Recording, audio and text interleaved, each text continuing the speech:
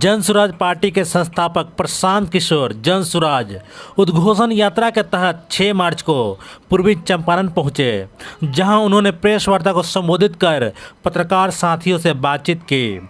इस दौरान विधानसभा चुनाव लड़ने के सवाल पर प्रशांत किशोर ने कहा कि अगर पार्टी तय करती है तो वह चुनाव जरूर लड़ेंगे, पार्टी का फैसला ही अंतिम फैसला होगा। पीके ने बताया कि राघोपुर से किसी कार्यकर्ता ने चुनाव लड़ने के लिए उनका नाम से आवेदन किया है।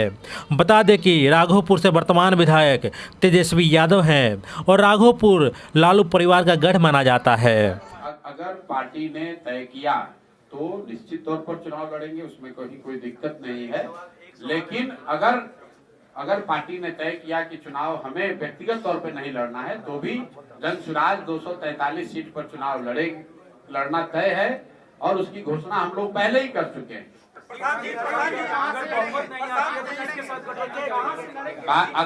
अगर बहुत कहां से लड़ेंगे तो भैया जहां से पार्टी तय करेगी वहां से लड़ेंगे। अभी हमारे नाम से, क्योंकि आप में से कुछ लोगों को पता होगा कि अभी जनसुराज में आवेदन की प्रक्रिया चल रही है। जिसको चुनाव लड़ना है वो लोग आवेदन दे रहे हैं। तो मेरी ओर से, मेरे नाम से किसी ने राघोपुर से आवेदन दिया है, लेकिन अभी ये तय नहीं हुआ है। पार्टी में अगर तय होगा तो लड़ेंगे। अगर बहुमत नहीं आती है तो क्या किसी के साथ गठबंधन करेंगे? मेरे भाई, जनसुराज चुनाव से पहले भी नहीं और बाद में भी नहीं और उसके बाद 2029 में भी नहीं। इसको ध्यान से सुन लीजिए। 2025 में भी 243 लड़ेंगे और चुनाव के बाद जितना भी सीट आए 2029 में भी 243 ही लड़ेंगे। एक सीट कम नहीं लड़ेंगे। तो गठबंधन का सवाल ही नहीं है, न पहले न बाद में। क्यों नहीं है? जब हम लोग व्यवस्था बदलने की बात कर रहे हैं, जब हम लोग दूसरे पार्टियों से अलग व्यवस्था की बात कर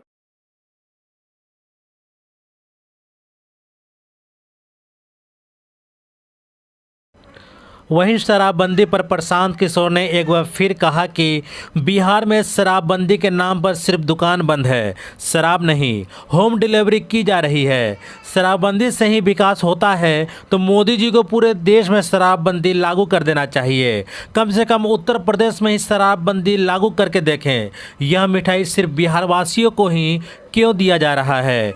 बिहार को लाखों करोड़ का नुकसान हो रहा है शराबबंदी के कारण और यह पैसा सिर्फ नेताओं और माफियाओं के हाथ में जा रहा है। बिहार से ज्यादा होशियार लोग कहीं नहीं हैं। जो भाजपाई यहाँ पर, एक मिनट, जो भाजपाई कह रहा है शराबबंदी के पक्ष में है, मान लीजिए, तो उससे जरा पूछिए कि भाई तुम्हारा तो देश में शासन है, तो इतना बढ़िया मिठाई तुम लोग बिहार के आदमी को काहे दे रहे हो? यूपी में भी लागू कर दो, मोदी जी पूरा देश में लागू कर दे शराबबंदी, तब ना। एक मिनट रुकिए। देश का सबसे गरीब और पिछड़ा राज्य है बिहार और बिहार के लोगों को शराबबंदी से फायदा हो रहा है, ऐसा आप या अगर कोई कह रहा है, दुनिया में तो कहीं कोई प्रमाण है नहीं। जबरदस्ती का, गलती का तो कोई उत्तर है नहीं। दुनिया में कहीं कोई, आज से नहीं, करीब करीब पिछले 200 साल में अलग अलग देशों में, अलग अलग राज्यों में शराबबंदी का प्रयोग किया गया है।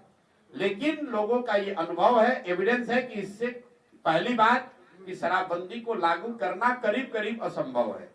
दूसरी बात कि अगर आप इस तरह का कानून लगाएंगे तो इससे नुकसान है ज्यादा है, फायदा कम है। इसलिए शराब को रेगुलेट करने की जरूरत है कि घर घर खुलवाइए मत। खुलवाया भी किसने था? नीतीश कुमार ने खुलवाया था। बिहार में हर गांव में, पंचायत में शराब का ठेका किसने खुलवाया था? नीतीश कुमार। और अभी मान लीजिए कि हम तो इतना ही कह रहे हैं, नीतीश कुमार को छोड़िए, जो भाजपाई हैं उनसे पूछिए, भाई शराबबंदी इतना बढ़िया चीज है, अभी तुम कुंभ का इतना ढुंढोरा पीटे हो, यूपी में लागू करा दो शराबबंदी, हम लोग भी स्वीकार कर लेंगे। इतना बढ़िया मिठाई बिहार के आदमी को काहे दे रहे हो भाई? यूपी के लोगों को भी खिलाओ, मध्य प्रदेश और राजस्थान के लोगों को भी खिलाओ। ऐसा तो कहीं नहीं कहा गया है कि बिहार के लोगों को ही शराबबंदी से फायदा होगा, यूपी को नहीं होगा। अगर फायदा, दुनिया में तो यही लगता है कि भाई